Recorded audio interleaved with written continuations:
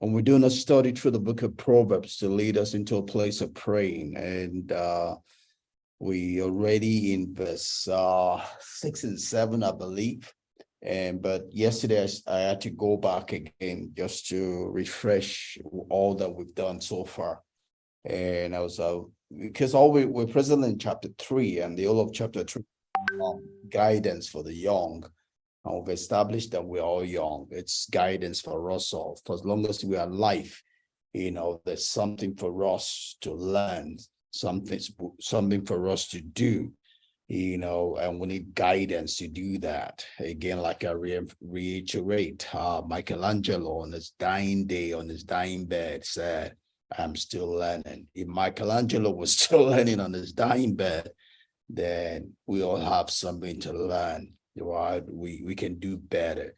We can learn something. We can do life better than we presently are, irrespective of where we find ourselves. For as long as there's life, we're still learning.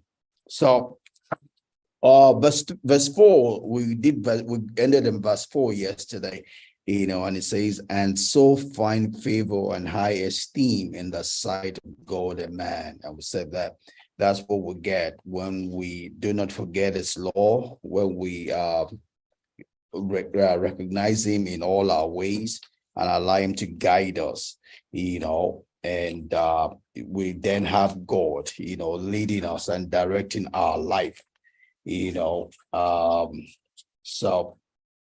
So we ended in verse 4 yesterday. I was just, verse 2, verse 3, let not mercy and truth forsake you. Verse 4, we'll find favor and truth forsake us, and verse 5 goes on and says, trust in the Lord all your heart. That's a very popular one, very popular one, very popular verse of scripture, along with the one that says that trust in the Lord with all your heart and lean not on your own understanding. But I believe that's verse 6, the next one after this.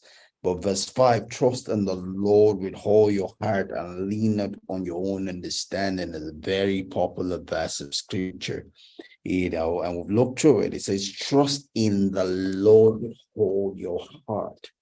All, not some of your heart, not part of your heart, it's believing the Lord's report, irrespective of what any other contrary report might be.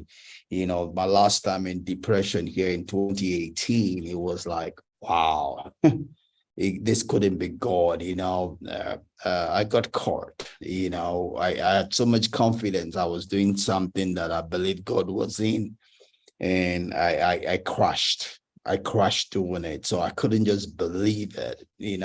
How could it be that I feel so confident that God was with me? I was doing something God was in, and yet my whole world crumbled. So I couldn't believe, where it says that, where God says, I will not leave you nor forsake you. I couldn't believe it.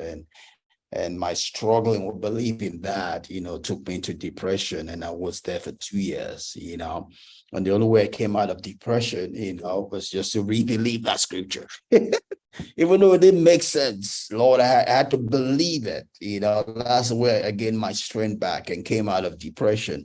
In 2 years, 2018 to 2020, I was expecting God would come and pick me. I was doing a pity party. I was playing a pity party and expecting somehow God would come into the mall and pick me up. Maybe I'm one of those people that God has hard on, I would say. When I came to Christ in 1983, it kind of cut me. I struggled on understanding some things, and I was like, that scripture was true for me, which says that to whom much, if he that was forgiven much loves much. It seemed like I wasn't forgiving much, because all my life I've never been too far away from the church, and it was like I didn't have the same passion for Christ like other people did, because it was more like just one more step, for me coming into commitment to Christ, because I've never really been far away from the church. At such times, I felt maybe I should just fall into sin, then God will come and save me from sin. Then I will know what it means to truly be saved, and have more passion than I did. You know, Obviously that would have been foolishness, a bit of the foolishness, so Lord, that I went through in 2018, as I struggled with that scripture. It says, will not leave me nor forsake me. I didn't feel it. I didn't feel it near me.